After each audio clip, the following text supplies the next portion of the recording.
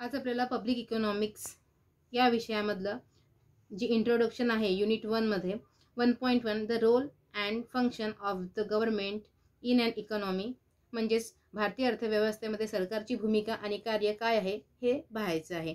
त्याआधी आपण public economics म्हणजे सार्वजनिक अर्थशास्त्र म्हणजे काय आणि त्याची व्याप्ती बघूया। सार्वजनिक अर्थशास्त्रामध्ये सार्वजनिक वित्त, आय, व्यय आणि व्यवहार आणि राजस्व हे शब्द येत असतात। हे सगळे शब्द आहेत ते पब्लिक फायनान्स या संकल्पनेपासून आलेले आहे। सरकारचं उत्पन्न आणि खर्चाविषयी अभ्यास करणारे शास्त्र म्हणजे राजस्व किंवा सार्वजनिक अर्थशास्त्र आहे असं म्हटले जात असते। आधीच्या काळामध्ये जुन्या समाजामध्ये असं म्हणायचं की सरकारची फक्त दोनच कामं आहे, एक म्हणजे परकीय आक्रमणापासून बचाव करणं आणि दुसरं कार्य म्हणजे देशामध्ये शांतता प्रस्थापित करणं। परंतु आज जर आपण सरकारची कार्य बघितलं तर ती आपण जर तयार करायला बसलो तर ती संपणार सुद्धा नाही, एवढी सरकारची कार्य आज आपल्याला लक्षात येतात। आपण फिंडे सिदास यांची सार्वजनिक अर्थशास्त्राची व्याख्या बघूया। त्यामध्ये त्यांनी असं म्हटलेलं आहे की सार्वजनिक सत्तेच्या उत्पन्न मिळवताना आणि खर्च करणाऱ्या पद्धतीशी ज्याचा संबंध आहे त्या शास्त्राला राजस्व किंवा सार्वजनिक अर्थशास्त्र असं म्हटलं जाते। त्यांनी केंद्र सरकार आणि राज्य सरकार आणि स्थानिक स्वराज्य संस्था यांच्या उत्पन्न आणि खर्चाची चौकशी करून जे शास्त्र आहे त्याला सार्वजनिक अर्थशास्त्र आहे असं म्हटलं जात असते। याच्यामध्ये वेगवेगळे कामे, वेगवेगळ्या गोष्टींचा आणि निर्णयांचा सुद्धा स्वीकार आणि त्यांची अंमलबजावणी यांचा सुद्धा समावेश त्याच्यामध्ये केलेला आहे। त्यामध्ये राज्याची कार्य त्यांनी सांगितलेली आहे। त्यामध्ये आंतरराष्ट्रीय सहकार्य, आंतरिक सुरक्षा प्रस्थापित करणे, आर्थिक आणि सामाजिक प्रगती करणे, सैन्य, नौदल, वायुदल, शस्त्र दारू गोळा करणे याविषयी कार्य ही राज्याची आहे। तसेच पोलीस यंत्रणेवर लक्ष देणे, परकीय शत्रूपासून बचाव करणे, रोग, बेकारी, दारिद्र्य याकडे लक्ष देणे, शिक्षणाचा प्रसार करणे अशी विविध कार्ये राज्यांना करावी लागत असतात। नंबर 3 जे आहे सार्वजनिक अर्थशास्त्राची व्याप्ती काय आहे ते आपल्याला पाहायचं आहे। यामध्ये सार्वजनिक अर्थशास्त्राची व्याप्तीमध्ये नंबर 1 आहे सार्वजनिक उत्पन्न। राज्याला करावे लागणाऱ्या विविध प्रकारचे जे खर्च असतात त्यामध्ये कोणकोणत्या साधनाद्वारे उत्पन्न मिळवता येईल तसेच निर्माण झालेल्या समस्या कशा सोडविता येईल याविषयीचा अभ्यास या विभागामध्ये केला जात असतो। नंबर 2 जे आहे सार्वजनिक व्यय। सार्वजनिक व्यय अर्थशास्त्राच्या दृष्टीने पहिल्या भागात राजकीय खर्चाचे जे सिद्धांत आहे, वित्तीय समस्या आणि त्या संबंधित सर्व बाबींचा अभ्यास राज्याच्या कार्यात सतत वाढ होत आहे। त्यामध्ये सार्वजनिक खर्चाचे महत्त्व दिवसेंदिवस वाढत असलेलं आपल्याला दिसून येत असते। राजकीय विविध बाबींवर मोठ्या प्रमाणात खर्च करावा लागत असतो आणि उपयोगितेचे जे महत्त्व आहे ते आपल्याला इथे दिसून येत असते। तसेच सार्वजनिक व्ययाचे वेगवेगळे स्वरूपही आपल्याला इथे दिसून येत असते। उत्पादन, वितरणाचे उद्दिष्ट, गरजांची कर्जाची पूर्ती हे सगळं आपल्याला या सार्वजनिक व्ययामध्ये दिसते। सार्वजनिक उत्पन्न प्राप्त करणे आणि विविध प्रकारच्या आर्थिक क्रिया यांचे उद्दिष्ट सुद्धा सार्वजनिक खर्चामध्ये आपल्याला दिसते। नंबर 3 आहे सार्वजनिक कर्ज। सार्वजनिक कर्ज आजच्या याच्यामध्ये जर आपण कर्ज ही बाब बघितली तर ती फार म्हणजे महत्त्वाची आहे। तसंच अर्थकारणामध्ये सुद्धा सार्वजनिक कर्जाचं प्रमाण हे फारच वाढलेलं आहे। सरकारी खर्च हा एक महत्त्वाचा भाग आहे आणि या विभागात कर्जाचे विविध प्रकार आणि ते फेडण्याच्या ज्या विविध पद्धती आहे यांचं विवेचन सुद्धा केलं जाते। कर्जाच्या प्रकारावर त्यांचा भाग अवलंबून असतो आणि त्यामुळे कर्जाच्या विभिन्न परिणामाची चर्चा ही या विभागामध्ये केली जात असते। नंबर 4 आहे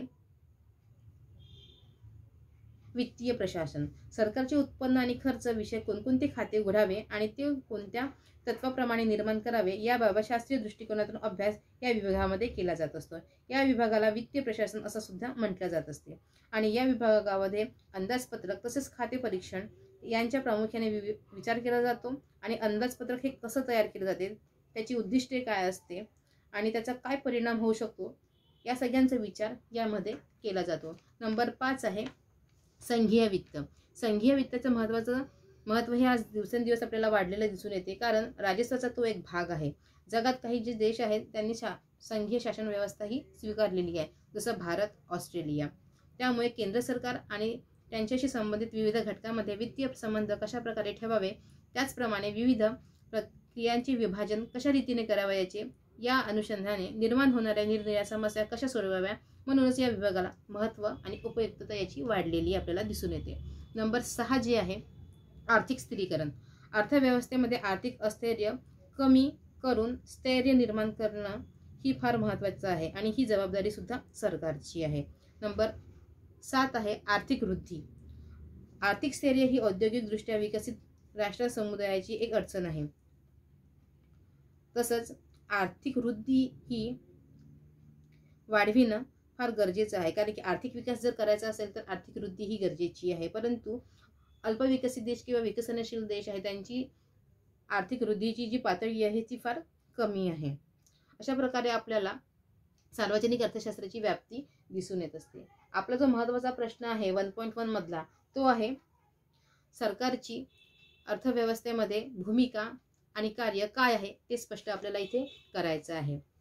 सरकारची भूमिका ही भारतीय अर्थव्यवस्थेमध्ये फार महत्त्वाची आहे, कारण की देशातील शासन हे समाजाचे प्रतिनिधित्व करीत असते आणि संघटित समाजाला कमीत कमी आवश्यक सोयी सुविधा पुरविणे आणि त्याचे सर्व प्रकारचे कल्याण करून त्यांना कल्याणकारी साधने पुरविणे ही जबाबदारी सरकारची असते. ॲडम स्मिथ यांनी 18व्या शतकात सरकारची भूमिका मर्यादित असावी असा विचार मांडला होता. अर्थव्यवस्थेतील शासनाचे महत्त्व आपल्याला पुढील प्रमाणे सांगता येईल. परंतु आजच्या जर काळात आपण जर बघितलं तर ॲडम स्मिथनी जी म्हटलं होतं की भूमिका ही मर्यादित असावी, तर ते मर्यादित भूमिका ही आज अमर्यादित झालेली आपल्याला दिसून येत असते. त्यामध्ये सगळ्यात महत्त्वाचं आहे सामाजिक आणि आर्थिक सोयी पुरविणे. नियोजनामध्ये अर्थव्यवस्थेतील विविध क्षेत्रांचा विकास घडवून आणण्यासाठी सामाजिक आणि आर्थिक सुविधांतून आर्थिक विकास आणि नियोजनाची प्रक्रिया निर्माण करणे. बहुसंख्य अविकसित देशांमध्ये आर्थिक नियोजनाची अंमलबजावणी करण्याकरता रस्ते, रेल्वे वाहतूक व दळणवळण सुविधा, वीज, पाणी पुरवठा इत्यादी सुविधा ही शासनाद्वारेच पुरविल्या जात असते. नंबर 2 आहे लोकांच्या सामाजिक प्रवृत्तीत परिवर्तन करणे. आर्थिक विकासाची प्रक्रिया ही राबवत असताना लोकांच्या सामाजिक प्रवृत्तीमध्ये बदल घडवून आणण्याचे कार्य सरकारला करावे लागत असते.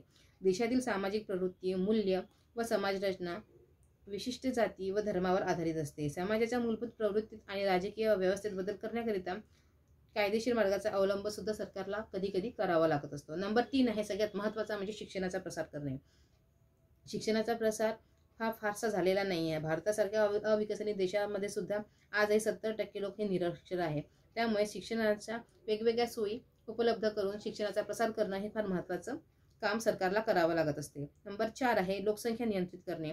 आपल्या भारतामध्ये लोकसंख्या किती वेगाने वाढत आहे हे सगळ्यांना माहिती आहे. त्यामुळे लोकसंख्या नियंत्रित करण्यासाठी वेगवेगळे कार्यक्रम राबवून लोकसंख्येवर नियंत्रण प्रस्थापित करण्याचं काम हे सुद्धा सरकारचं एक महत्त्वाचं काम आपल्याला दिसून येते. नंबर 5 आहे शेती उत्पादन वाढविणे. भारत हा कृषीप्रधान देश आहे, त्यामुळे शेतीमध्ये ज्या काही अडचणी आहेत त्या दूर करण्याचं काम हे सुद्धा सरकारचं आहे. कारण की आपल्याकडे जुन्या पद्धतीने शेती केली जाते.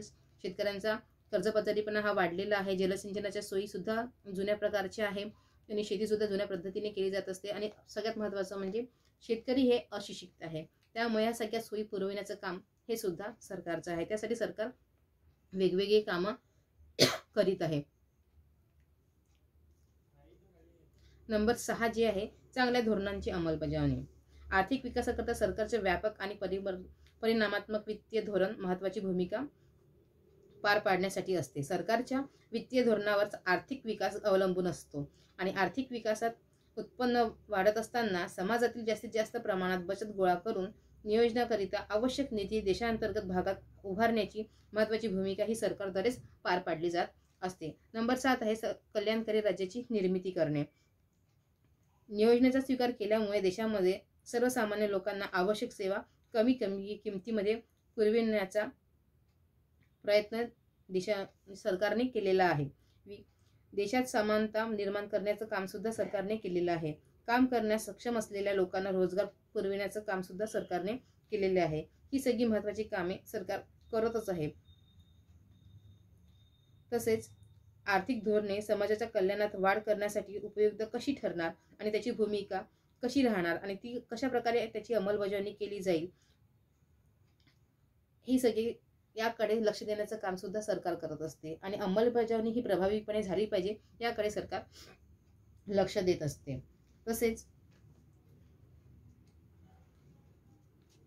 सरकार हे उद्योगांना वेगवेगळ्या प्रकारे विकसित करून देशाचा विकास करण्यासाठी वेगवेगळ्या गोष्टी करत असते. जसं उद्योगधंद्यांचे विकेंद्रीकरण करणे, त्यासाठी आर्थिक समानता प्रस्थापित करणे, विकासाचा वेग वाढविण्यासाठी वेगवेगळे उपक्रम राबविणे, नियोजनासाठी वित्तीय प्रबंध उपलब्ध करून देणे, दीर्घकालीन गुंतवणुकीची आवश्यकता समजावून सांगून त्यासाठी प्रयत्न करणे आणि बंद पडलेले जे उद्योग आहे त्यांच्या समस्या समजून घेऊन ते उद्योग कशा प्रकारे सुरू करता येईल, त्यासाठी कोणते त्यांना मदत केल्या जाईल यासाठी सुद्धा सरकार प्रयत्नशील आहे.